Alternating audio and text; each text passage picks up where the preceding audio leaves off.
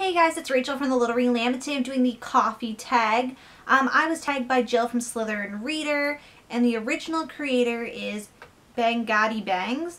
I'm not sure if I even said that right, but I'll put both links in the down bar.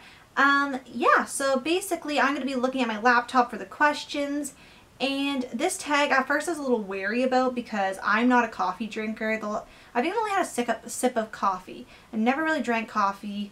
I tried to sip when I was like 16. I was like, ugh, no. I more go for the hot chocolate route because it gives me just enough kick to stay focused.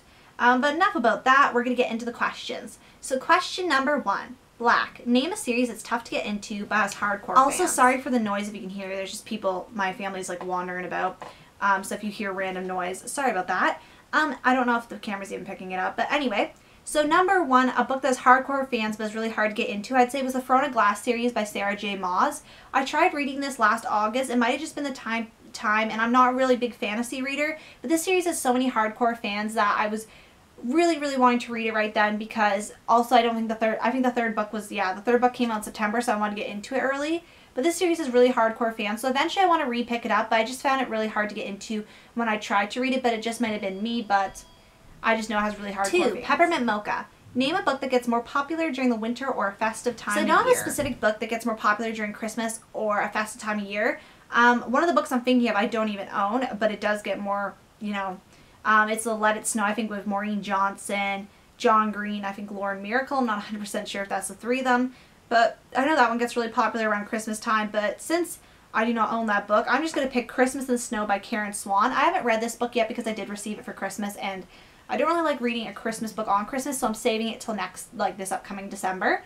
But I think this, Christmassy books like this would be more popular, obviously around Christmas because, or the holiday season in general. 3. Hot chocolate. What is your favorite children's book?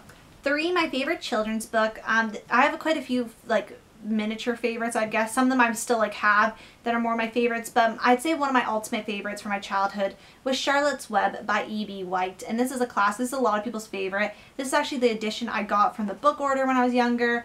It's a little bit beat up, but I just remember reading this, and I read it quite a few times. I really liked both the movies, both the cartoon ones, and I really liked the live action one. I'd say the first one's always going to be my favorite, but I did like the adaptations. And I just love Wilbur and Charlotte's relationship. It's just 4. So cute. Double Shot of Espresso. Name a book that kept you on the edge of your seat from start to finish. Okay, so a book that had me on the edge of my seat was Gone Girl by Gillian Flynn. And this book had me on the edge of my seat. Literally, I could not leave my seat. I was always, teetering on the edge. I was like, should I go up and, get something to eat or keep reading? Always was keep reading.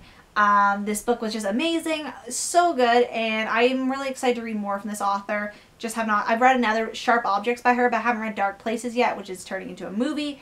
But yes, kept me on the edge of my seat. 5, Starbucks. Name a book you see everywhere. So for a book I see everywhere, I would say, what is it called?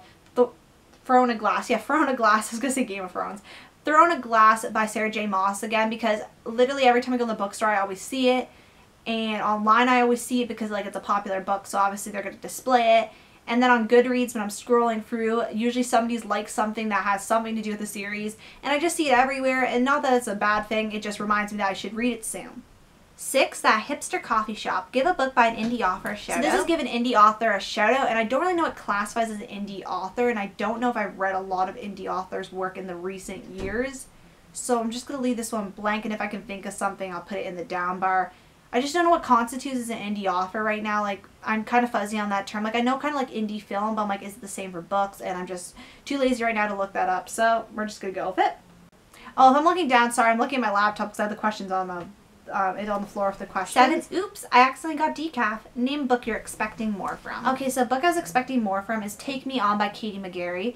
And after reading the third book, I've loved all the books in the series, but the third book was so good, and then this book kind of just let me down. I didn't like it as much. It's my least favorite of the series. So I was expecting a lot more from this, and I was kind of disappointed. And 8, The Perfect Blend. Name a book or series that was both bitter and sweet, but ultimately satisfying. So a book that had bitter moments and sweet moments, but ultimately satisfying, I would say, is The Spectacular Now by Tim Tharp. And this book had a lot of highs and lows for the characters, but ultimately it was satisfying, and I just really ended up enjoying it. It's not something that typically you'd think I'd probably pick up because these, I just thought it was interesting. It's not something I'd typically pick up, so, And the characters had some rough patches, and they had some good patches, but ultimately it was satisfying. You really get to know the main character, Sutter, I think. Sutter Keeley? Yep, Sutter Keeley. And yes, that has been the coffee tag. I want to thank you guys so much for watching, and I'll see you guys later. Bye.